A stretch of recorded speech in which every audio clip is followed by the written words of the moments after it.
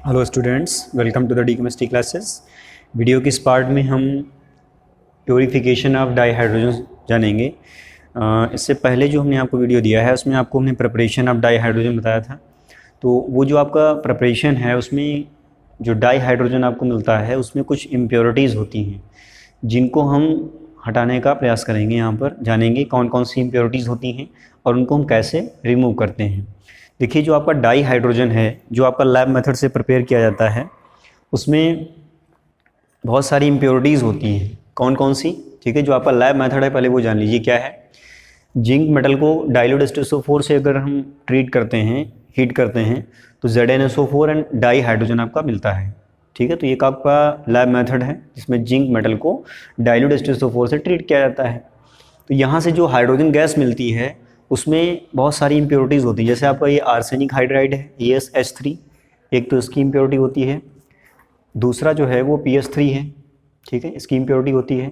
H2S है, SO2 है, CO2 है एंड ऑक्साइड ऑफ नाइट्रोजन। कुछ आपके नाइट्रोजन के ऑक्साइड्स भी होते हैं। देखिए, मल्टीपल चॉइस में आपसे ये पूछा भी जा सकता है कि इसमें कौन कौन सी इम्प्योरिटीज़ लैब मेथड से जो आपका डाई हाइड्रोजन बनता है उसमें होती हैं। तो ये बहुत सारी इम्प्योरिटीज़ हैं। Arsenic hydride, phosphorus hydride, H2S, hydrogen sulphide, sulphur dioxide, carbon dioxide and oxides of nitrogen. इनकी इम्प्योरिटीज़ होती है, तो इनको लर्न रखना इंपॉर्टेंट है, ज़रूरी है। अब देखते हैं इसमें जो आपकी इम्प्योरिटीज़ इनको हम कैसे हटाते हैं। देखिए, इनको हटाने के लिए हमें 3 केमिकल्स की बॉटल से इसको पास करना होता है। कौन कौन से? यहाँ पे लिखा भी है, to remove these impurities of dihydrogen is passed through the 3 bottles containing AgNO3 solution, lead acetate solution and potassium hydroxide solution। 3 जो बॉटल्स होती हैं उसमें आपका एक में AgNO3 भरते हैं, एक में लेड एसीटेट भरते हैं और एक में पोटेशियम हाइड्रोक्साइड भरते हैं। तीनों का काम क्या है ये जान लीजिए। देखते हैं यहाँ पे AgNO3 जो सोल्यूशन है आपका वो PH3, ठीक है, यहाँ पर PH3 एंड AsH3 की इम्प्योरिटीज़ को रिमूव करता है।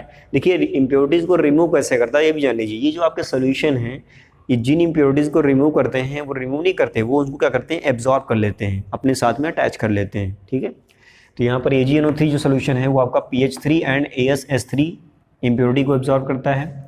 ऐसे ही जो आपका लेड एसीटेट है ये सोल्यूशन आपका H2S गैस जो होती है हाइड्रोजन सल्फाइड की इम्प्योरिटी को एब्जॉर्ब करता है। और जो पोटेशियम हाइड्रोक्साइड सोल्यूशन है ये आपका CO2, SO2 और जो आपके रेस्ट ऑक्साइड ऑफ नाइट्रोजन हैं इनको एब्जॉर्ब कर लेता है। तो इस तरह से जो आपकी हाइड्रोजन हमको मिलती है लास्ट में वो एकदम प्योर हाइड्रोजन होती है। तो ये जो अभी आप देख रहे थे ये आपका था प्योरीफिकेशन ऑफ डाई हाइड्रोजन। जो आपकी डाई हाइड्रोजन प्रिपेयर की जाती है लैब मेथड में या लैब्स में, उसको हम कैसे प्योर करते हैं वो चीज़ आपने जानी। अब हम जानेंगे कि कुछ आपके इम्पोर्टेंट रिएक्शंस हैं जो कि फॉर्मेशन ऑफ हाइड्रोजन से रिलेटेड हैं और शॉर्ट टर्म्स में पूछे जाते हैं एग्जाम्स में। उसमें से पहला आपका है गैसिंग रिएक्शन। ठीक है, गैसिंग रिएक्शन क्या है ये जानते हैं। When steam is passed over hot iron, iron decomposes steam with the formation of magnetic oxide. देखिए, ये जो आपका आयरन है जब उस पर स्टीम पास करते हैं तो एक आपका आयरन का ऑक्साइड बनता है जिसे मैग्नेटिक ऑक्साइड बोल सकते हैं और डाई हाइड्रोजन गैस बनती है। तो ये आपका जो एक मेथड है ये डाई हाइड्रोजन की प्रिपरेशन का ही मेथड है, प्रिपरेशन मेथड है। इसमें स्टीम को हॉट आयरन पर पास करते हैं।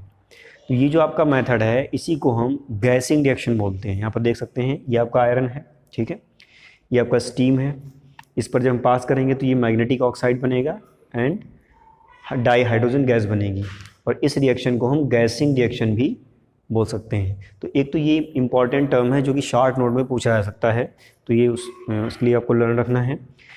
सेकेंड टर्म है आपका विविफिकेशन, मोस्ट इंपॉर्टेंट टर्म है आपका ये। विविफिकेशन क्या होता है? देखिए, जो आपका ये मैग्नेटिक ऑक्साइड बना है इसको अगर हम वाटर गैस से रिजनरेट कर लें इस आयरन में, ठीक है, यहाँ फिर से ध्यान दीजिएगा, मैग्नेटिक ऑक्साइड जो है आपका ये अगर रीजनरेट कर लिया जाए किसके द्वारा?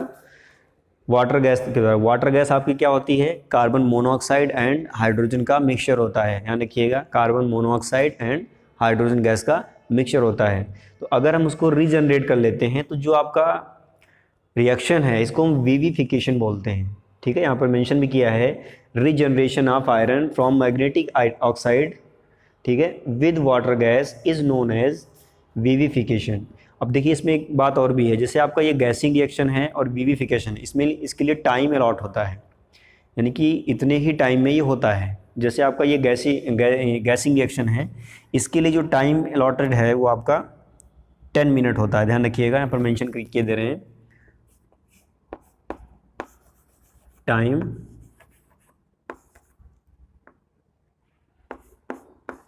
अलॉटेड इज 10 मिनट, ठीक है। और ये जो आपका विविफिकेशन है, इसके लिए जो टाइम अलॉट है वो आपका 20 मिनट है। तो ये भी आपके लिए मल्टीपल चॉइसेस के लिए इंपॉर्टेंट है। और जो आपका विविफिकेशन है, गैसिंग रिएक्शन है, ये भी आपके 2 शॉर्ट टर्म हैं जो कि आपसे पूछे जा सकते हैं, तो नोट कर लीजिए इसको। नेक्स्ट है आपका प्रॉपर्टीज़ ऑफ डाईहाइड्रोजन, ठीक है। तो यहाँ पर फिजिकल एंड केमिकल प्रॉपर्टीज़ को हम स्टडी करेंगे, एक एक करके जानेंगे। सबसे पहले फिजिकल प्रॉपर्टी देखते हैं। देखिए जो आपकी डाईहाइड्रोजन है वो आपके colourless, odourless and tasteless gas है, ठीक है। सेकेंड आपका है it is diatomic gas. Diatomic मतलब ये आपका जो हाइड्रोजन है H2, ठीक है, यानी कि इसमें 2 एटम्स होते हैं। तो ऐसी जितनी भी गैसेज हैं जिनमें 2 एटम होते हैं उनको डाईएटॉमिक गैसेस बोलते हैं। तो यहाँ पर जो डाईहाइड्रोजन है वो आपका डाईएटॉमिक इन नेचर होता है, ध्यान रखिएगा। थर्ड आपका है it is slightly soluble in water, ये आपका वाटर में हल्का सा सोल्यूबल है। और सबसे मोस्ट इंपॉर्टेंट फिजिकल प्रॉपर्टी है it has 2 nuclear spin isomers, जो कि आपके लिए बिल्कुल नया है, ठीक है। तो इसको जान लेते हैं क्या होते हैं। देखिए हाइड्रोजन के 2 न्यूक्लियर आइसोमर्स हैं, एक आपका है आर्थो हाइड्रोजन, एक होता है पैरा हाइड्रोजन, ठीक है। Ortho hydrogen and para hydrogen. देखिए इसमें डिफरेंस क्या है जान लेते हैं। ये जो आपके न्यूक्लियर स्पिन्स हैं अगर आपके पैरेलल हैं, यहाँ पर देखिए जो आपका ये न्यूक्लियस है इसमें प्रोटॉन है और ये जो है आपका इसकी डायरेक्शन ये इस तरह से है और इसकी भी डायरेक्शन इस तरह से, तो दोनों आपके सेम डायरेक्शन में मूवमेंट कर रहे हैं। ये आपका एक हाइड्रोजन है और ये आपका दूसरा हाइड्रोजन है।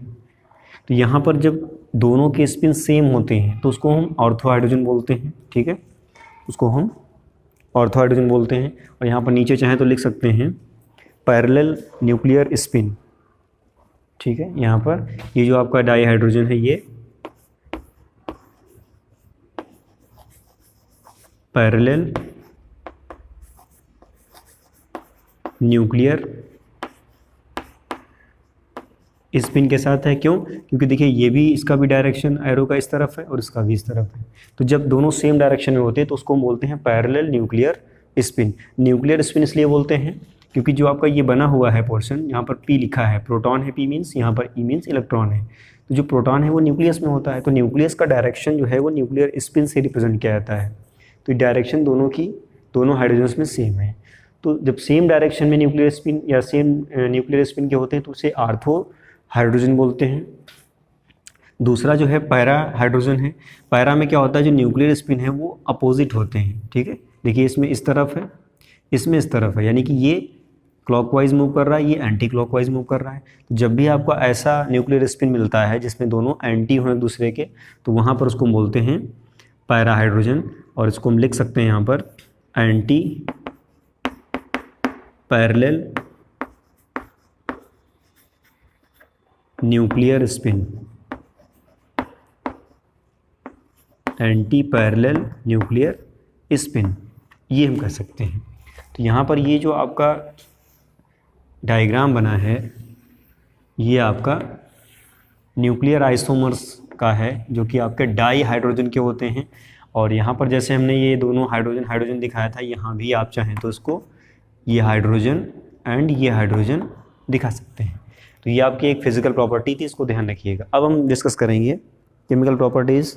देखिए सबसे पहला है आपका रिएक्शन विद हैलोजन। हैलोजन्स के साथ जो आपका डाई हाइड्रोजन है वो हाइड्रोजन हैलाइड बनाता है। यहाँ पर एक चीज़ बता दें, जो आपका X यूज हुआ है इसको हम डाई हैलोजन बोलते हैं, डाई हैलोजन। और जो डाई हैलोजन है इसमें जो X है ये आपका क्या क्या हो सकता है, देखिए FCl Br एंड I। कहने का मतलब मेरा ये है कि X के प्लेस पर आप फ्लोरीन, क्लोरीन, ब्रोमीन, आयोडीन इनमें से कोई भी ले सकते हैं। और यहाँ पर ये जो आपका HX बना है इसे हम बोलते हैं हाइड्रोजन हैलाइड। नेक्स्ट आपकी प्रॉपर्टी है रिएक्शन विद डाई ऑक्सीजन। बहुत ही सिंपल है, डाई ऑक्सीजन के साथ रिएक्शन करके आपका वाटर बनाता है। और ये जो आपका रिएक्शन है formation of water bye hydrogen and oxygen, ये आपका एक्सोथर्मिक होता है, ध्यान रखिएगा। दूसरा आपका है रिएक्शन विद डाई नाइट्रोजन। तो डाई नाइट्रोजन के साथ रिएक्शन करके NH3 बनाता है जिसको हम अमोनिया कहते हैं, और ये भी आपका एक्सोथर्मिक प्रोसेस होता है। नेक्स्ट है आपका रिएक्शन विद मेटल्स। मेटल्स के साथ में डाई हाइड्रोजन जो है रिएक्ट करके मेटालिक हाइड्राइड बनाता है। पर मेंशन भी क्या है, जैसे आपका ये 2M लिखा है, M मीन्स यहाँ पर क्या है मेटल, और यहाँ पर जो M है वो आपका क्या होना चाहिए, एल्कली मेटल्स होना चाहिए। जो आपका डाई हाइड्रोजन है वो फर्स्ट ए ग्रुप के एलिमेंट से रिएक्ट करके मेटालिक हाइड्राइड बनाता है या आयनिक हाइड्राइड बनाता है, ठीक है। मेटालिक हाइड्राइड को आयनिक हाइड्राइड भी कर सकते हैं। तो यहाँ पर जो M है वो आप एल्कली मेटल यानी कि फर्स्ट ए ग्रुप के एलिमेंट, जैसे आपका सोडियम है, पोटेशियम है, लिथियम है, मेरा इनसे मतलब है, तो उनको अगर लेते हैं तो यहाँ पर जो आपका ये बनेगा कंपाउंड ये आयनिक होता है और इसे हम मेटालिक हाइड्राइड कहते हैं। नेक्स्ट आपका है रिएक्शन विद मेटल ऑक्साइड्स। कुछ आपके मेटल ऑक्साइड्स हैं जो रेडॉक्स रिएक्शन शो करते हैं हाइड्रोजन के साथ में। जैसे आपका ये लेड ऑक्साइड है, ठीक है। यहाँ पर हाइड्रोजन से रिएक्ट करके ये खुद क्या हो जाता है, रिड्यूस हो जाता है और हाइड्रोजन को ऑक्सीडाइज कर देता है, तो Pb+H2O बना लेता है, ठीक है। ऐसे ही सिमिलर सेम वे में जो आपका क्यूप्रिक ऑक्साइड है CuO, ये भी हाइड्रोजन से रिएक्ट करके हाइड्रोजन को ऑक्सीडाइज कर देता है और खुद रिड्यूस हो जाता है और Cu एंड H2O प्रोड्यूस करता है। तो ये भी आपकी रेडॉक्स रिएक्शन है। नेक्स्ट है आपका zinc oxide. Zinc oxide hydrogen से रिएक्ट करके zinc metal and water produce करता है। तो यहाँ पर जिंक ऑक्साइड हाइड्रोजन को क्या करता है, ऑक्सीडाइज कर देता है। तो यहाँ पर जो आपका मेटल ऑक्साइड है जब वो हाइड्रोजन से रिएक्ट करता है तो हाइड्रोजन ऑक्सीडाइज हो जाता है, ऑक्सीडेशन कर लेता है। तो ये आपके कुछ रिएक्शंस हैं। अभी और भी कुछ आपके इंपॉर्टेंट ऑर्गेनिक रिएक्शंस हैं, उनको भी हम जानेंगे। तब तक इसको नोट कर लीजिए, इसका स्क्रीनशॉट ले लें ताकि इसका नोट्स बना सकें। नेक्स्ट आपका है रिएक्शन विद ऑर्गेनिक कंपाउंड। जो आपके ऑर्गेनिक कंपाउंड्स हैं उनकी हम चर्चा कर लेते हैं। देखिए यहाँ पे, देखिए ऑर्गेनिक कंपाउंड में जैसे आपका वेजिटेबल ऑयल है, ठीक है, इसको निकल कैटलिस्ट से के प्रेजेंस में हम वनस्पति घी में कन्वर्ट कर सकते हैं। तो ये भी आपका एक हाइड्रोजन का केमिकल प्रॉपर्टी है, केमिकल रिएक्शन है जो कि आपका काफ़ी ज़्यादा यूज़ में आता है ऑर्गेनिक कंपाउंड्स में। जैसे आपका पहला जो है ये जो रिएक्शन है इसको हाइड्रोजनेशन बोलते हैं। यहाँ पर ये जो रिएक्शन है इसको हम हाइड्रोजनेशन ऑफ वेजिटेबल ऑयल बोलते हैं। यहाँ पर कोई भी आपका वेजिटेबल ऑयल जो है वो आपका ऑर्गेनिक मैटर होता है, ये चीज़ आप ध्यान रखिएगा। तो यहाँ पर जो कैटलिस्ट है वो आपका निकल होना चाहिए और वेजिटेबल ऑयल्स का हाइड्रोजनेशन वनस्पति घी में होता है, ठीक है, वेजिटेबल घी में होता है, ध्यान रखिएगा। उसके बाद में है hydro formulation of olefins. Olefins आपके अनसैचुरेटेड ऑर्गेनिक कंपाउंड हैं, अनसैचुरेटेड हाइड्रोकार्बन होते हैं। यहाँ पर मैं मेंशन कर दूँ आपको, ये आपके जो ओलिफिन्स हैं इनको हम नॉर्मली एल्कीन्स बोलते हैं। एल्कीन्स ऐसे आपके हाइड्रोकार्बन होते हैं जो आपके डबल बॉन्डेड होते हैं या फिर अनसैचुरेटेड मैटर उसमें होता है या फिर एक उसमें carbon carbon double bond system present होता है। तो यहाँ पर ये जो है आपका एक एल्कीन है। एल्कीन को अगर हम हाइड्रोजनेट करते हैं तो यहाँ पर एल्डिहाइड फॉर्म होता है, ठीक है, ध्यान रखिएगा।